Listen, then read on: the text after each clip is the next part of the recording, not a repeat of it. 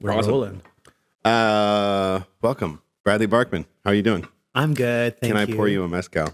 Oh, I would love one. Go on then. Go on then.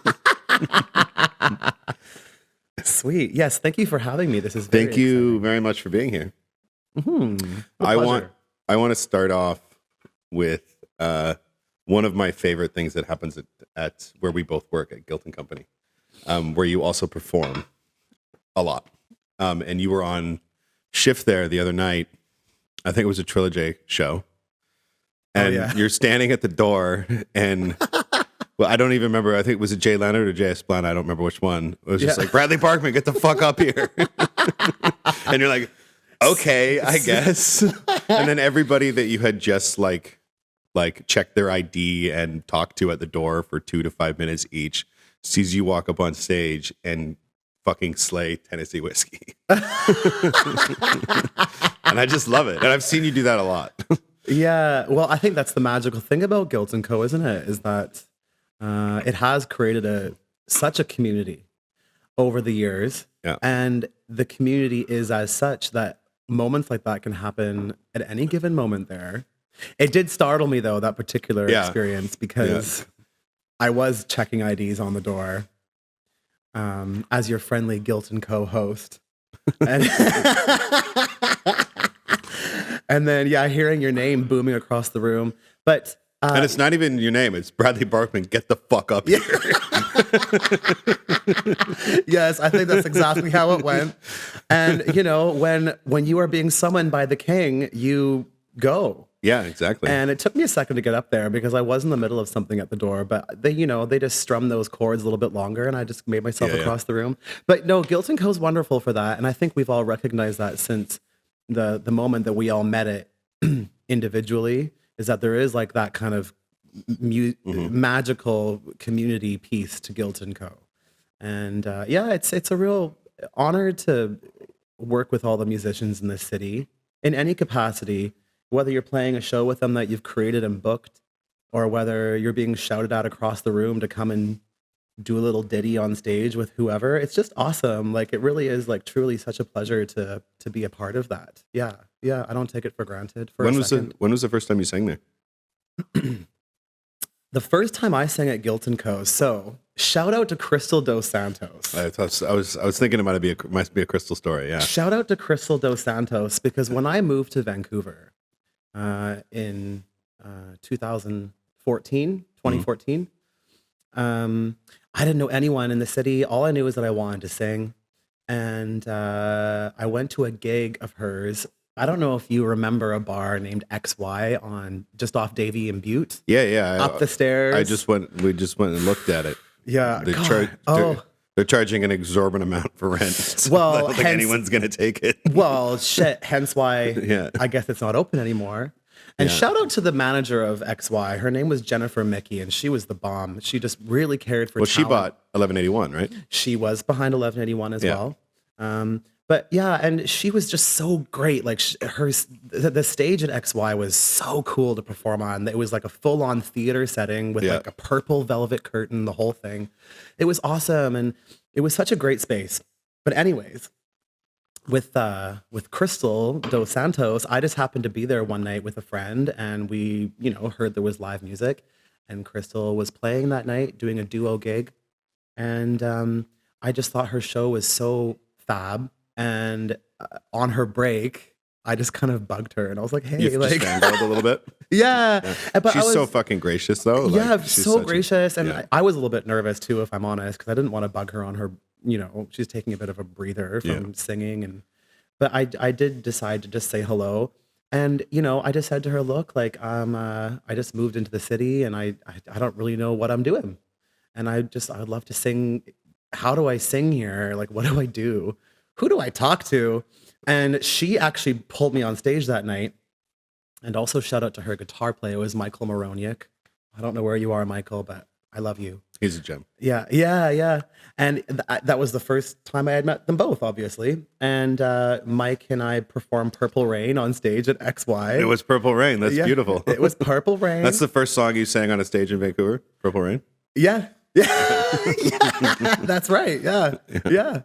And yeah, and then Crystal invited me to the Harlem Moon Cabaret, one of her Tuesday nights at Guilt and Co. And I was a guest there, and everything just kind of for me somewhat dominoed from there. I just sort of, that's when I started being able to meet people who made music in the city and got to sign up for more shows and learning more songs with more people and doing different gigs with different people and different capacities. And yeah, I definitely attribute it all to meeting Crystal for sure. She's just been such an angel. Yeah. I'm always so thankful to her for that. It's a shame that stage too isn't being used anymore, the XY stage. It's heartbreaking. It was, I mean, for the period of time that it was XY, I don't think I ever went in it. I don't think I ever went in when it was XY. Before that, it was a place called Jupiter Lounge, I think, something like that. Okay. And they did live shows there as well. So that's stage. They did live shows, they did comedy, and they did all sorts of stuff there. That stage has been used for live performances in Vancouver for that I know of almost 2 decades. Yeah. And it's just sitting there, really vacant. And it's such a shame. It's a beautiful space. Yeah, the interior, really the layout is so cool. They got that big balcony, but the stage is so fucking awesome. Like I really miss performing on that stage. And I only ever did really sort of like scaled back, pretty humble sets there. Like I used to show up just with my laptop and sing to tracks. I think I did bring a guitar player once. But it was just the environment and just like the Davey community can be so supportive of the talent within their community and the talent that goes up on the stages within Davey Village. Like it was just such an incredible feeling to perform. Which is why there. I think, and I've had this conversation with a few people, Josh Wiper and other people in both people that cross over in between music and hospitality, about how much that neighborhood needs a stage again. Yeah. That has, because there's great, like there's also lots of great drag that happens down there, but the live music just doesn't really exist down there anymore. Yeah. And I think that it should. I think it's a shame. I think it's a shame too, because probably shouldn't. Don't get anybody any ideas. Anybody. This is someone's gonna open it up and be like, I should have kept my fucking mouth shut. Guilt and Co is still number one, but it is true though. Like it was an amazing stage, like musical theater nights, comedy acts. Yeah, like it was a good spot. Beautiful, safe space, intimate space for like a cabaret style show. But yeah, so that's kind of how I first started singing in this city, and it was Crystal Dos Santos that I saw at XY, and that's just how that all went down for me. Yeah. So, what's your background in singing? Were you just the kid that had grabbed anything that was taken for a microphone and was just like singing into that growing up, or were you formally trained? Or you know what? Now that you mention that, I don't remember this very often, but now that you mention that, one of the first memories I have ever of singing was when I was really young, like, oh God, I don't know, 5, 6. My mom took me to see Phantom of the Opera. This is when I lived in Victoria. Just left Broadway, longest running Broadway show of all time. Yeah. It's either heartbreaking. It's either just finished or it's in its last season. Yes, it's just, you're right. It's either just finished or just finishing. It's a really big deal. And, but I remember my mom had the Canadian cast recording on cassette tape, and she was so proud of that tape. Like she just loved that recording. I remember it. And I had one of those like Fisher Price cassette toys, like Fisher Price, whatever, you throw it at the, whatever. Yeah. And I put the tape in there, and I want to know if we still have this tape, because the Fisher Price toy had a fucking record button on it. And I put the tape on, and I just was like, You would sing along. And my God, my mom was so fucking angry at me. Like it just ruined the cassette tape. But that was the first time I remember. Oh, so you recorded over the tape? I recorded over the tape. Fisher Price let us do that. Yeah, because back in the day, because the cassette tapes, if they were store bought, they had the 2 little tabs on the top of the tape, and if when you bought like blank tapes, they were closed over, and then if they were like, like an album that you bought at the store, they were punched in. but to record over them, all you need to do is put a little piece of tape on it. So those Fisher Price things must have had like something in them that enabled you to record over. Imagine. Yeah. Yeah, because I feel like I shouldn't have been able to do that. Yeah. But I did. Or maybe always find a way. Was it a store-bought tape, or was it something that she recorded herself? Oh, like hit record on the radio or something? Yeah. No, I'm pretty sure it had like the cover art and everything. But that was the first time I remember singing. And then, so that's quite fun. I remember she was so pissed, man. And then, so whatever. And then, then when I was 9 years old, I moved to the UK because my dad was in the Navy and he was posted to Portsmouth Naval Base. And I grew up there for 5 years. And I went to a prep school. And when I was 10 years old, I joined the choir, mostly boys. Mm-hmm. And I was a boy soprano singing in cathedrals across England and singing in a floor-length robe with a frilly collar. Yeah, that's how I started singing. Did you struggle when your voice changed? Because you're not a soprano now. No, not a soprano now, but not a soprano now. Sometimes I like to pretend I am. Yeah, well, you can hit the high notes, but it's like the timbre of your voice has obviously changed. Yes. Yeah, did I struggle with it? Maybe. Yeah, I remember. And then when I went back to Canada, I went to high school in Ottawa, and I was doing... Where'd you go? A lot of theater. I went to Canterbury High School. Have we talked about this before? We have. Canterbury? Yeah, we have. Because you're from Ottawa. No, I'm not from Ottawa. My ex-girlfriend, who I dated all through theater school, yes. She went to Canterbury. Right. A couple mutual friends of ours went to Canterbury. Yeah. I just have Steve Bettel on the show early last week. I don't know. They're all blended together. He went to Canterbury. There's a lot of people that are in our hemisphere that went to Canterbury. Yeah. It's kind of. I had wonderful. I know like 3 or 4 actors that went there as well. Oh yeah. Oh, I don't doubt it. I had wonderful teen years at Canterbury High School. I really, just as a teenager, being able to like just cultivate your craft and your passion and be who you are. I had the privilege of coming out when I was 15 there because it was just such a safe space for us. Mm-hmm.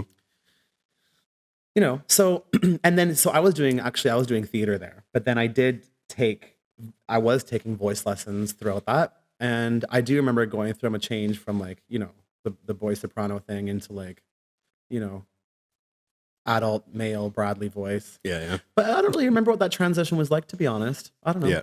Yeah. I just kind of kept going. Yeah.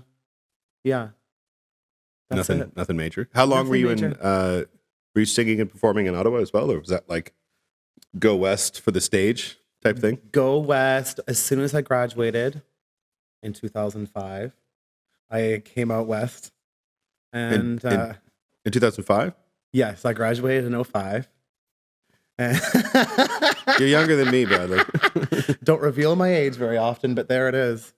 But there, I was confused because you said earlier you came out here in 2014. I did, yes. But okay, so and then I moved out to the Tri-Cities in 2005, and then in 2012 I went to the UK for a couple years. Right, and that's a whole other sack of potatoes. And then I thought the potatoes were in Ireland.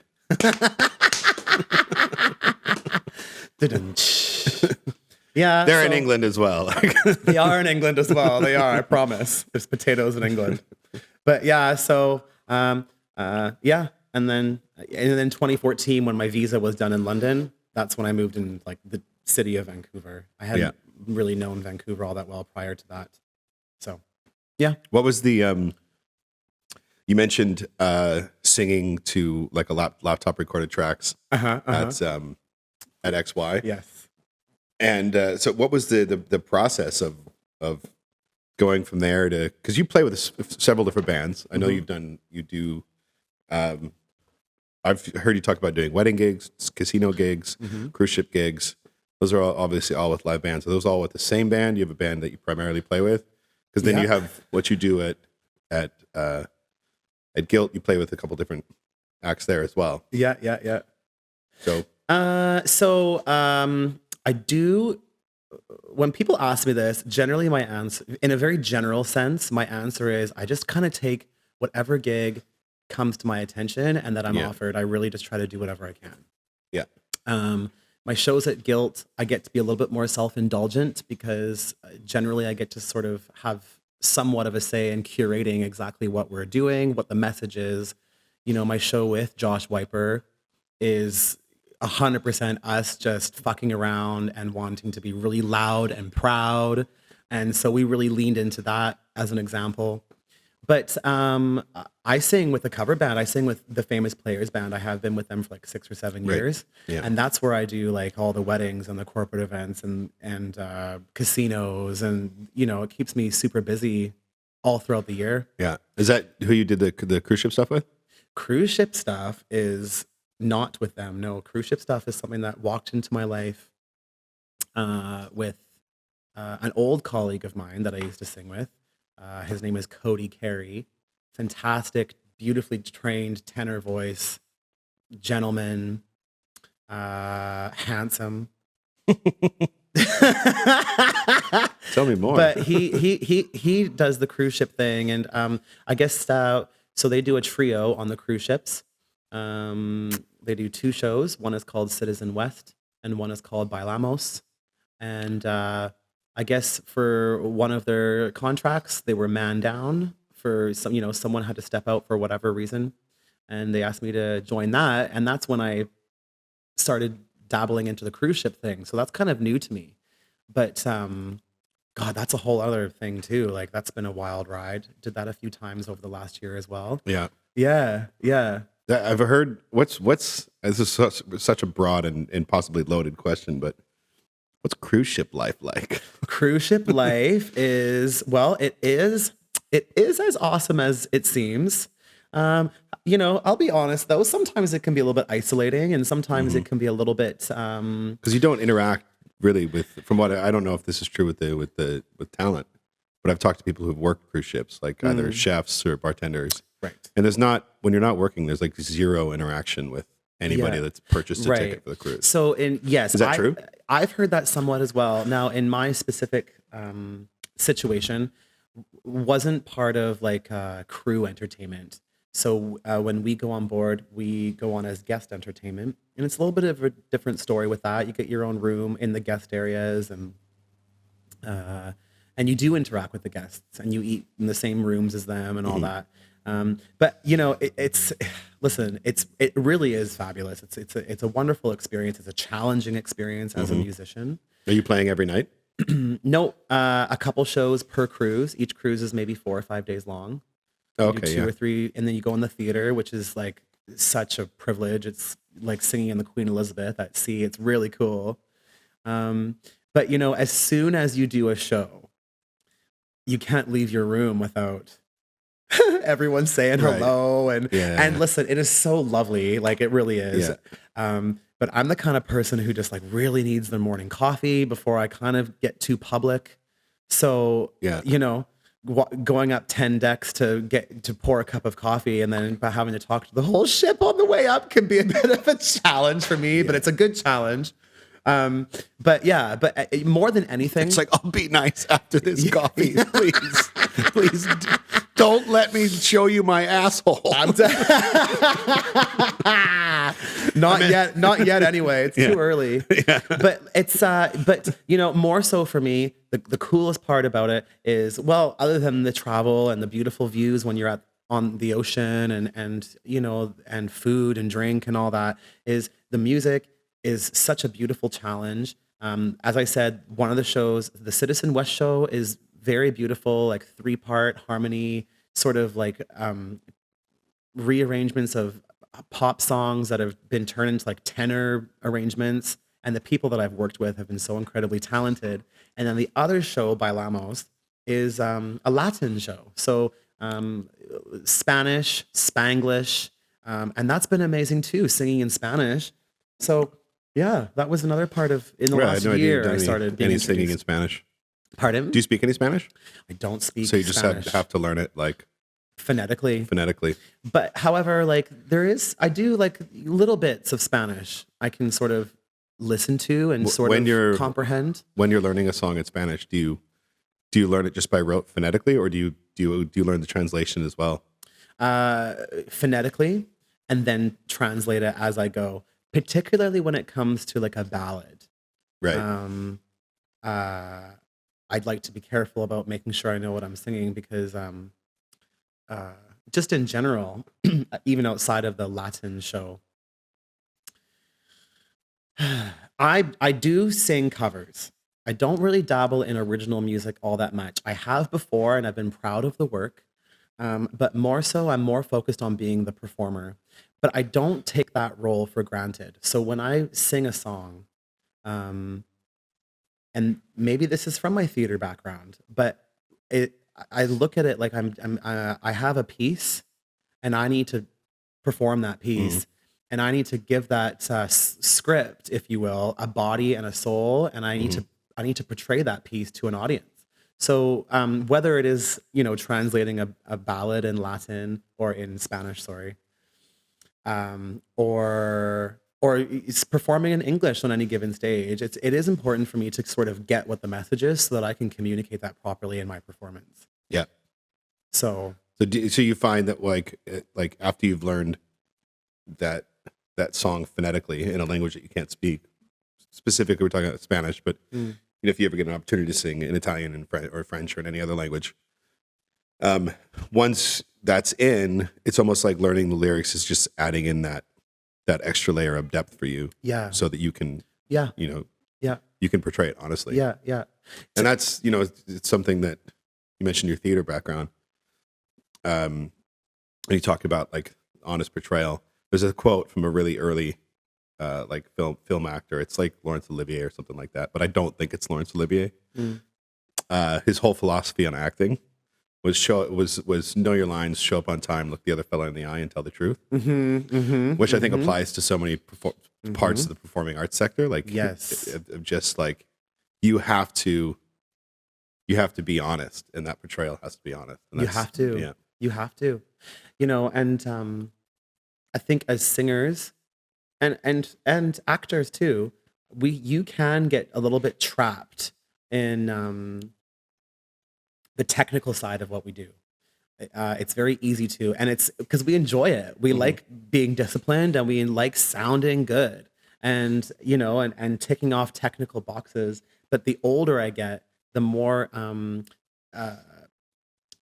entitled and more self-indulged I feel to sort of let some of that go and focus on that piece of like the honesty of it and the portrayal, and kind of not to one of my voice teachers always said, learn the technical piece, get your vocal exercises down, and learn the song, and then emote the song before you perform it. So learn how to hit the note, get it, whatever, but then color it in with the emotive piece. And I think it's the same for acting too. If you're given a script, memorize the lines, memorize it, but that's so important to memorize, get it down. And then you can start playing with it. Because that's where the work is. Yeah. You can't do any work. Yeah. Why? I mean, some actors can, and some performers, singers can. Of course. But yes. For myself, if I've got a script, I'm not doing anything until I put the script down. Yeah, exactly. It's like, this is all the technical homework. And they talk about, you're back, again, I'm going to reference theater because I always nerd out when I have guests on that have theater backgrounds. Because I'm like, oh, I know all those terms. Right? You talk about I don't know if you ever got this note in theater, but directors and teachers would talk about showing your work. It's like, I can see your homework. You're doing something with a character. You're really trying to portray something. You're going for your goals or your wants or your verbing or whatever it might be. But it's coming through because you're not finished yet. You haven't, you internalize the homework, so you can fucking throw it all away. Yeah, that's where the magic happens. That's where the work comes in. Yes. Is your background in theater, like specifically musical theater, or was it just all across all? Because Canterbury is a pretty broad arts program. When I was at Canterbury High School, it was theater. It was dramatic arts, and then I took singing sort of outside of school, and and then I just dovetailed drama with music, And when I was late teens, early 20s, I did more musical theater stuff. No, I'm okay, thank you.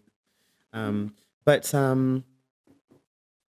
yeah, I think that having the theater background was a massive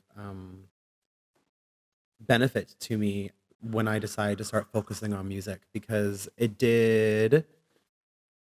Uh, I don't know. It created an environment where I feel like when I approach music, I sing a lot of pop, I sing a lot of different things, but I feel like the theater background is what helped me to cultivate myself as a soulful singer. Mhm. I think it was the theater background that really helped me dive into the meaning and the feeling of a song, and so I'll always be very, very thankful for that. And sometimes I miss theater actually. So I don't know. Do you have any desire to put your hat back in the ring for acting or theater or anything? It's interesting you asked. Just in the last very recent memory, it's crossed my mind again of like, I wonder if I could do that again. Like it's been years. I kind of put theater behind me many years ago, and I did make the sole decision to follow music. I found such a true family and community and purpose within music. Um, but recently, I've sort of thought like, could I get back into theater again? So we'll see. I don't know. I don't really know what that looks like, but I am definitely thankful for what it's given me as an Yeah, artist, and I carry it with me still.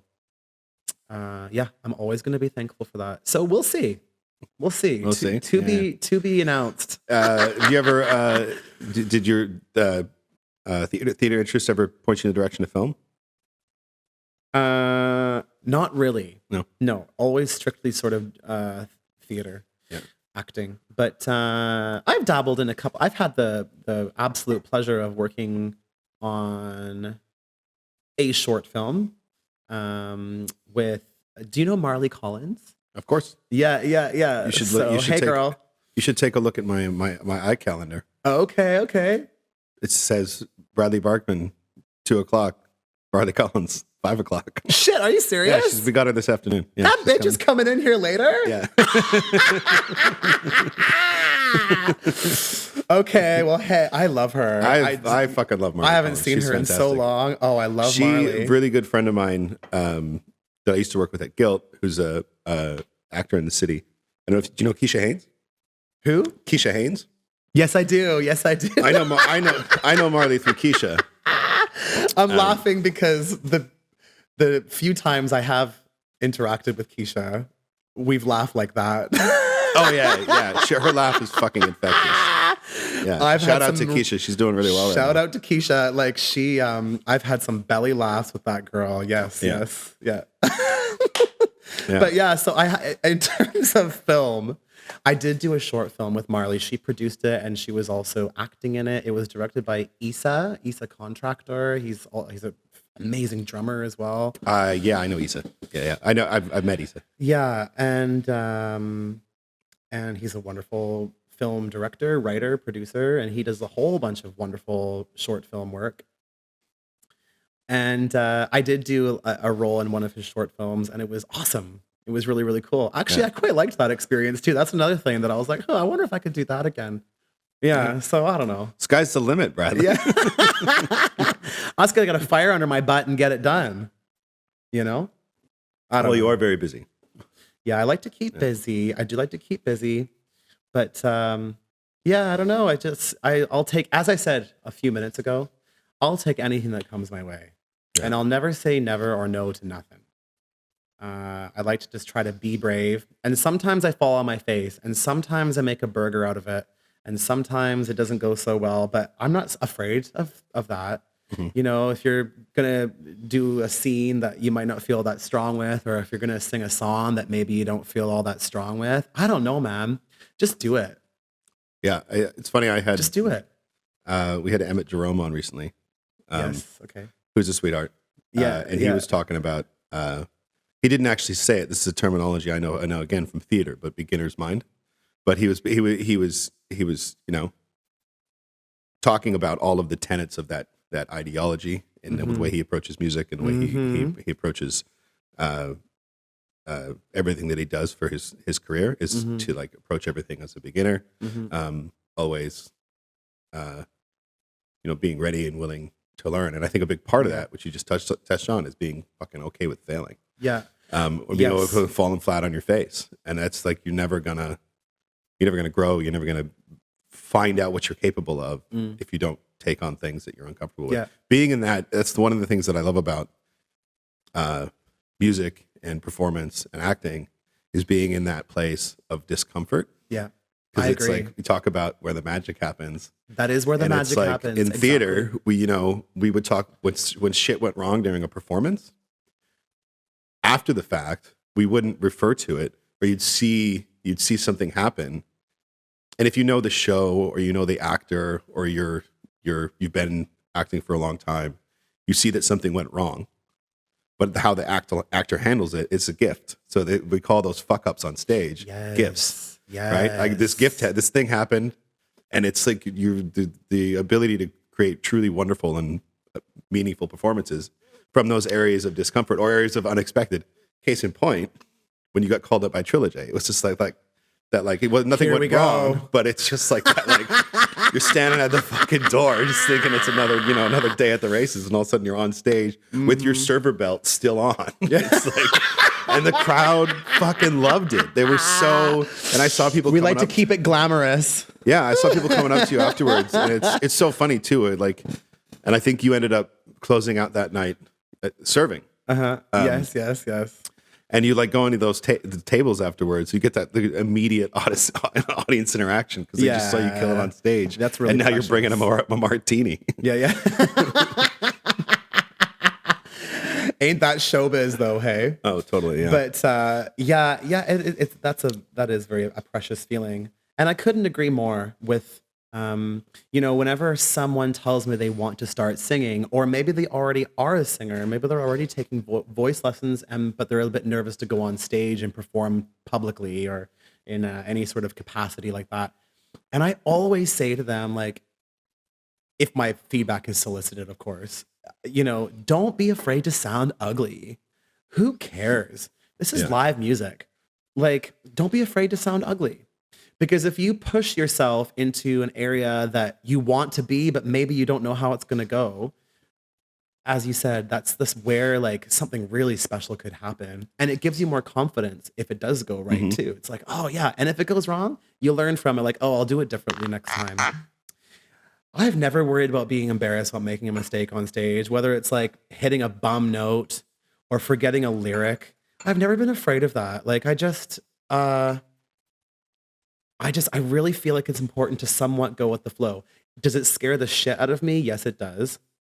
And does the Virgo brain in me sometimes go into overdrive thinking like, oh, they all hate me. Oh, I'm so embarrassed. Oh, whatever.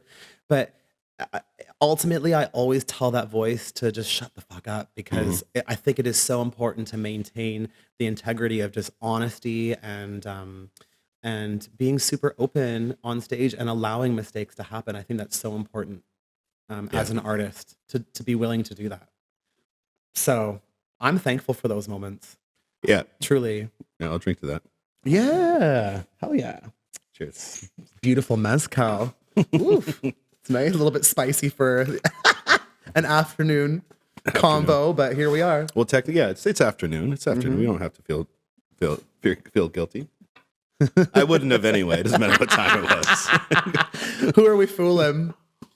Yeah, so you can always tell, like, if anyone ever like, watches them back, you can tell what time of day they were filmed in, because if it's like before 4, there'll typically be a coffee in front of them. Okay. Me at least, like I think the guests usually kind of just drink whatever, they don't. But if it's like after that point, there's usually beer in front of me. There's beers and mezcals and everything. There's always flying mezcal. around. There's always mezcal. We don't always drink it because we have had guests on that don't drink it. So Of course.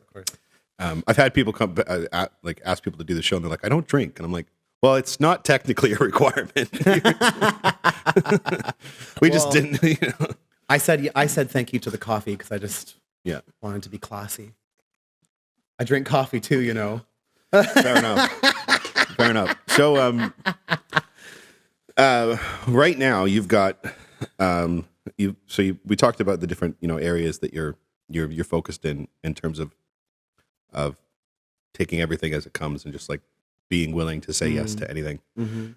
Um, uh, what do you have coming up most immediately? And what are you excited about? Well, I was actually especially because I was just doing all my taxes. I was just like, oh yeah, so we just got started again about last May was when things really started getting busy again. Mm-hmm. I think a lot of musicians might agree that it was like last spring that we all started coming back out of the woodwork. Yeah, to we were start still working under again. restrictions until March, right? Yes. So we've only been back for, just about a year. And I feel extremely blessed that there's been times in the last year where I've been the busiest I've ever been as a musician. And I'm so incredibly thankful for that. And I just want to keep it going. I want to keep the fire burning. I got a lot of things in my head that I would like to accomplish. Um, there's, one man show on the horizon that I'd like to produce and put together. A lot of thoughts spinning around that and a lot of execution to do around that. Is that's strictly like a musical performance? A music performance, yeah. And we'll see where that goes. And then, yeah, we'll see. I don't know. We have a Bradley Barkman one man theater show coming out. Yeah, maybe. There's so many artists that I'd love to tribute. Call it the cover artist in me, fine, whatever. But Yeah. I love my icons, like the ones that taught me, how the ones that I say taught me how to Yeah. sing and perform. I love paying tribute to my icons, and I would, we'll see. I'd like to do that, even more of that, and so we'll see what comes of that. But I think that, like I touched earlier on, original stuff, and again, very recently, the wheels have been turning about perhaps being ready to go back into original material. I've recently entered a new chapter of my life where there's a lot of firsts and a lot of new things for me. I'm newly single. I live on my own for the first time in my life. And I'm 35 years old, and I feel like I've got this luxury to sort of find out who I am right now. And I'm really enjoying the ride. And I want to take my craft along with me as much as I can with that journey as well. Yeah. I want to talk about two things you just mentioned there, because you talked about pursuing, possibly pursuing originals again. So throwing that out there right now, in case we forget to talk about it, we can circle back around it. But I want to talk about your icons, because you mentioned that your first song that you've performed on a stage in Vancouver was Purple Rain, Yes. which is one of my all-time favorite songs. And when you play it at Guilt, I fucking absolutely love it. Would you consider Prince an icon? Thank you. That's really sweet. Thank you. Yes. Oh yeah. Yeah, I'm in the back doing my best impersonation of every diva that ever lived every time you play that song. Brandon and I, for those listeners at home, we have a shared love for Cristina Aguilera. I hope you don't mind me saying that. I do not mind it at all. I do not mind it at all. I fucking love Cristina. I remember one of the first times we met, we bonded over that. We were probably so in our I was cups. hoping you were going to bring it up. That's why I was like... I remember we were so in our cups. We're like, I love Cristina. Me too. No shit. Yeah. Yes, she's kind of like a guilty pleasure icon because I grew up listening to her and I just always thought she was a badass. And for, for the queer community in particular, she was always there for us. So that was a big deal to me growing up, and having someone like that to look up to as a musician and as an artist, just always being there for just being such an ally to the queer community. And I was always thankful for that because Beautiful came out when I was coming out of the closet and kind of like struggling and coming to terms with my identity, my sexuality. So I'll always be thankful for that because for a lot of us, that process is very, very difficult. And it's so easy to internalize it. But when you see someone who's representing you and who is shouting on your behalf, you become so thankful because you start to feel a little bit more courage, a little bit more empowerment. So, Cristina in particular, like, she does the voice, and she's all over the place with the melisma, and she gives us everything we want with like the vocals. Of course, I love that. The costumes, etc. But that to me is one of the reasons why I truly feel so close to her as an icon, because she helped me get through a lot of things that I was questioning about myself at a young age. So Christina's one. We've got that out of the way.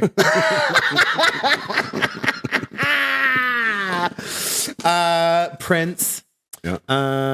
Another really big one is George Michael. Oh yeah. Huge inspiration for me. I listen to him all the time. I think one of the most underrated songwriters. Mm-hmm. An completely angelic voice. And I think it's also important to note on the record that what's really special about George was many, many things. But if you just think that he is the one that got duets on the record with Whitney Houston, Aretha Franklin, Mary J. Blige, recorded Stevie Wonder covers. Like, this is someone who was like really very prolific and very well respected in the music community. And on top of all that, he was loud and proud. He hated working for the man in terms of business of music. And he was, he was badass and a phenomenal songwriter. So yeah, that's another icon of mine. Yeah, totally. Yeah. Big voices, both here and, yes. what they were to the industry. Yeah. And then sort of Motown and soul is sort of my favorite music when I'm just around the house and doing chores. I think I remember, relaxing. it's funny you mentioned that, because I think I remember we were it was like a New Year's party or something. We were sitting on I think it might have been at Ryland's place. I know. This is like probably 3 years ago. And I remember sitting out on his... Hey, Ryland. Hi, Ryland. Hey, Ryland. How you doing? And I remember sitting on his balcony, and we were probably just smoking on the balcony. And Chain's Gonna Come by Sam Cooke came on. And I remember I think we were probably drunk and high. And I remember diving into talking about that song. And I think it was with you, which is Sam Cooke's one of my favorites. That song is one of my all-time favorites. But everything that came out of that era, Motown and soul and R&B, it really touches me. And we talk about artists like George Michael and Cristina and Prince, and they wouldn't exist without that. Yeah. Oh, absolutely. Yeah. Oh, totally. Yeah. And they'd be the first to admit that. 100%. Yes, 100%. Only one of them currently can, but yeah. No kidding. Oh, geez. Yeah, you're right. But got dark. No kidding. Yeah, I love to pay tribute to my icons because I just do. I just think I was given the advice once too to study your icons. Mm-hmm. And to anyone that watches RuPaul's Drag Race, RuPaul will always be the first one to say, just copy. Yeah. Just fucking copy it. Who cares? Copy. Good artists borrow, great artists steal. Yeah, like what? Yeah, like, I mean, don't try to sell it as your own, but you're paying homage and you're inspired by, and just fucking copy. I saw this. Just copy it. Who cares? I saw this interview with Dave Grohl the other day, who was talking to, I don't remember who he was talking to, but it's him talking to like an old disco drummer from the 70s. And he's telling this drummer that like all of his like fills and stuff that he, like early Nirvana stuff that he was doing when he was drumming for Nirvana, he's like, I stole that all from you. And he's like, oh, I know. Yeah, nice. He's like, nice. All these like, and they demonstrate this like, I'm not a drummer, so I don't know the ins and outs of it. But. Yeah. Well, I think, at the end of the day, like, we do not have to reinvent the wheel. Right. And everything's been done. Yes, everything's been done. We don't have to reinvent the wheel. Yeah. Just take what works and just own it and fucking do it. And that's what my approach to my music career has always been, is just like, go, do it. I'm going to take that. I'm going to do it. And I'm going to execute it as well as I fucking can. And it challenges you to be even better than you think you might be. And that's where as I said earlier, don't be afraid to sound ugly. Don't be afraid to make a mistake. Just give it a try and see what happens. And it's best to do it when you're live on stage, I think. Yeah. Some people would argue it's better in the rehearsal studio, but I like to mess around on stage for sure. And sometimes it's not successful, and you have to kind of get past that. But we just call those beautiful fails. Yeah, and the audience, if you've got a compassionate relationship with your audience, if you've got a sort of a charismatic relationship with your audience, they will forgive that. And in fact, they're going to find it endearing. Yeah. That is when the artist sort of starts to wrap the audience a little bit around their finger and really create that real connection with the audience where, like, so for example, at Guilt & Co., it's difficult to, it's at the end of the day, it's a bar. And during a set, people are chatting throughout the set, right? Yeah. Absolutely fine. But I've had the absolute blessing of experiencing a couple times. You could be singing a really slow ballad, but for some reason, the whole room is stopped and they're just listening and watching. And I think that's such an incredibly precious feeling as an artist. I never take it for granted. And but I think that comes from the honesty and that comes from just how you develop that relationship with the audience in your show. And I think that's just so incredibly special as an artist to feel that way about your audience. Yeah. And it makes them leave the room remembering who you are, and you changed something about their evening or, made them feel something. That's what we're all here for as performers. And so, yeah, I think that's where that magic happens. It's funny you talk about like the compassion with the audience and that, forgiveness, I guess, or allowance. And I feel terrible doing this because I'm about to shout out someone who I don't know who it is because I don't remember. But it was a singer-songwriter. I saw them. They were performing an hour-long set. And it was very much like singer-songwriter, folk Americana type stuff with a little bit of pop fused into it. Really sweet guy. Very charismatic, instantly had the audience. Like one of those artists, the artists that like you see really young up and comers on the stage who try to do the audience banter because they've seen it on television or they've seen it at concerts, and they really haven't figured it out. And it's just like, I see. Maybe you should just move on to the next song because you don't know how this works yet. Okay. But then you see, then you see artists who are, for example, we just had Hoxie Workman do a month-long run. His interaction with the audience, Fantastic. It's like it's part of his show, and people love it. And it's he's so good at telling stories. Oh yeah, and he's so warm and he's so funny. Absolute pro. And this guy was very much in that vein. He had the charisma, but it was genuine and it was humble, and people loved him. They were eating it up. And he starts this one song. It was a cover. And it was a cover of a hip hop track. But he's just doing it on a guitar, right? And so he's like singing these songs. He's like, I've never really tried rapping before, but I've always wanted to do this song. Cool. Okay. And like rapping along to a guitar, like I only know of one artist that does it. Shad raps with a guitar, and it doesn't look fucking easy. Totally. And he totally fumbled it. He fucked it. He got halfway through and just like forgot what he was saying, and full on just stopped. Yeah. Laughed at himself. 100%. Had that moment with the audience and was like, "You guys mind if I try that again?" And the whole room erupted.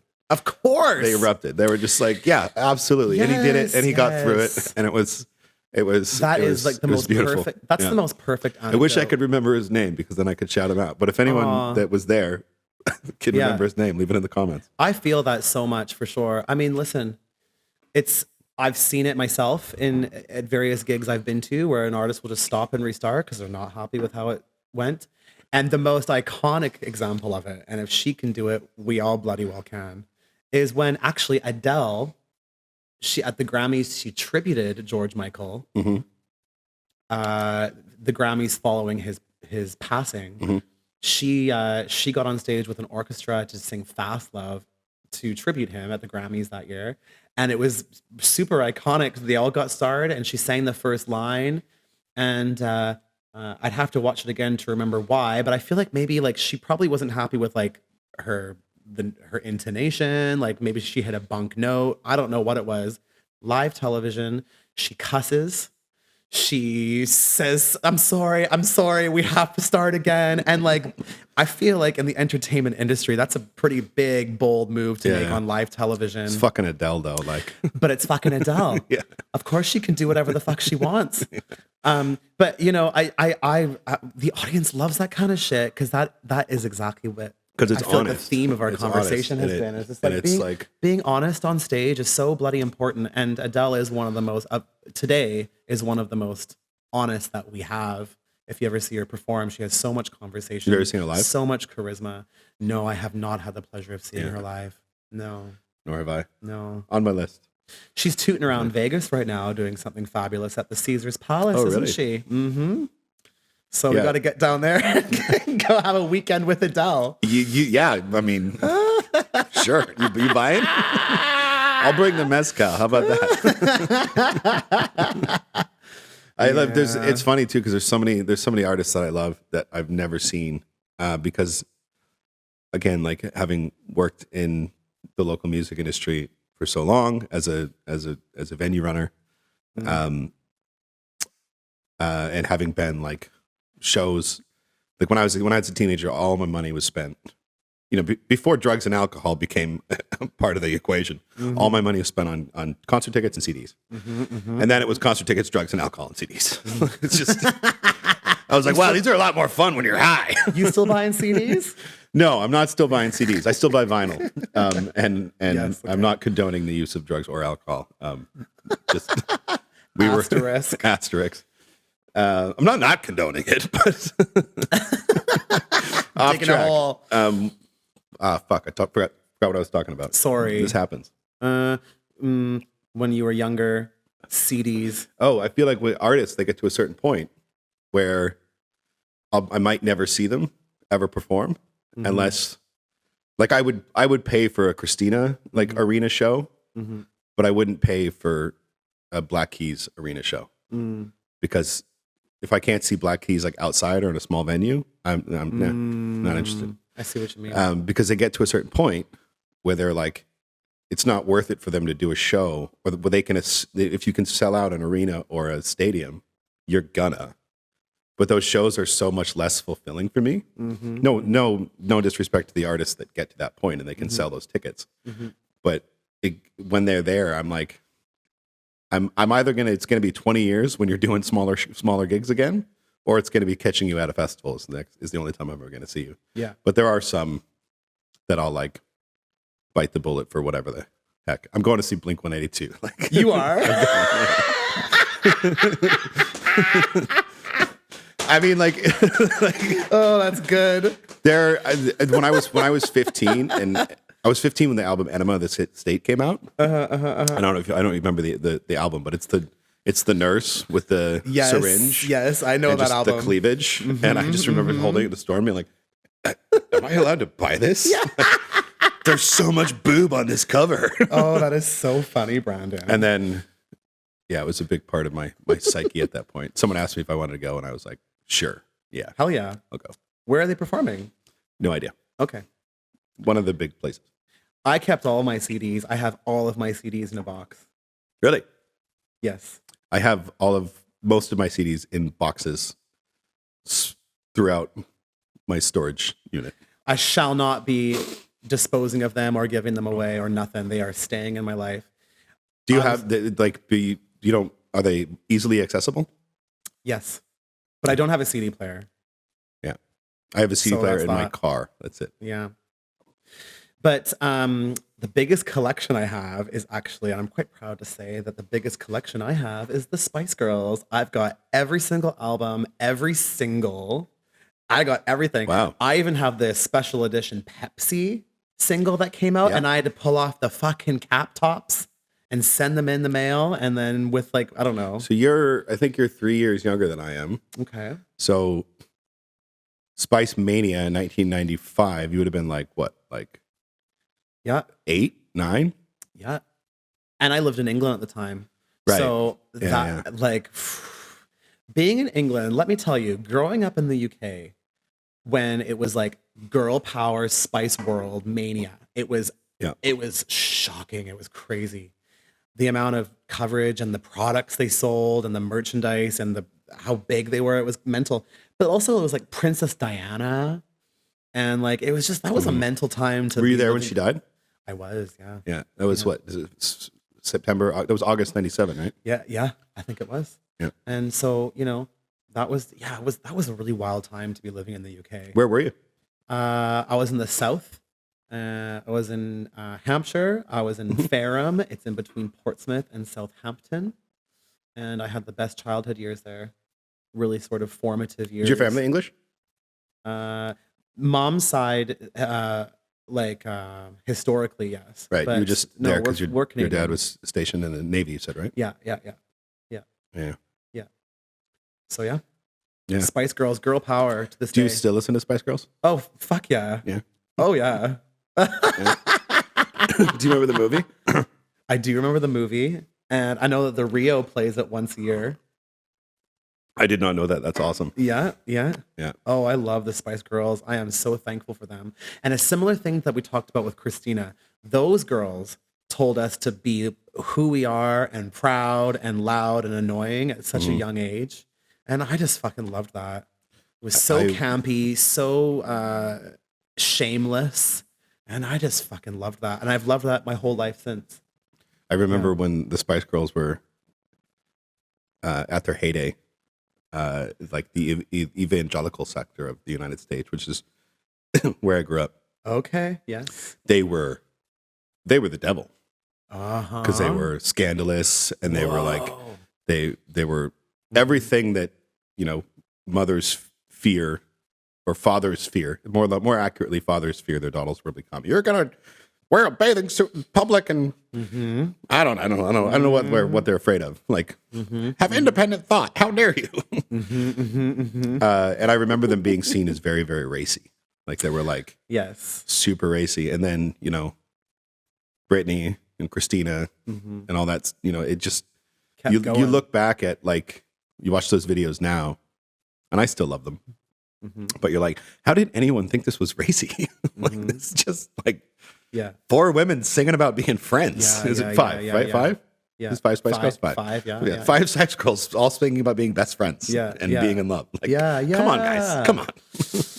Yeah. It's interesting how much, I don't know. I guess there used to be a lot of slut shaming in the 100%. world of pop music, right? I think there still is. I don't think we're past it.